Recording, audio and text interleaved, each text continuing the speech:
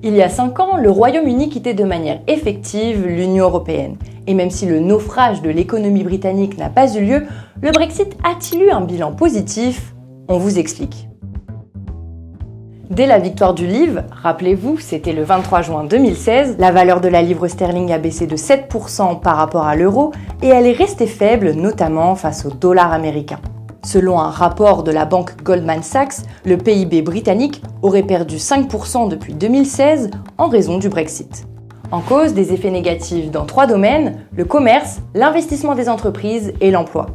En effet, selon le Centre pour la performance économique, les exportations et les importations britanniques ont respectivement diminué de 1 et 2% par rapport à 2016. Une baisse qui s'explique, selon le Guardian, par le nombre de papiers administratifs à remplir à la douane. Après une période de forte croissance, de 2010 à 2016, on observe une stagnation de l'investissement des entreprises au Royaume-Uni. En fait, le niveau d'investissement en 2023 était 20% inférieur à ce qui était anticipé en 2010. Et ça, c'est dû à la fois au Brexit et à la crise sanitaire. Enfin, les conditions d'embauche des Européens se sont durcies et de nombreux ressortissants ont dû quitter le Royaume-Uni.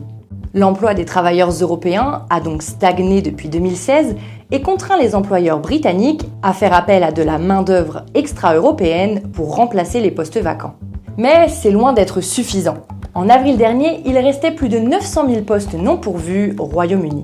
Au final, si l'impact économique du Brexit est encore difficile à évaluer avec précision, les Britanniques sont de plus en plus nombreux à considérer que quitter l'Union européenne fut une erreur.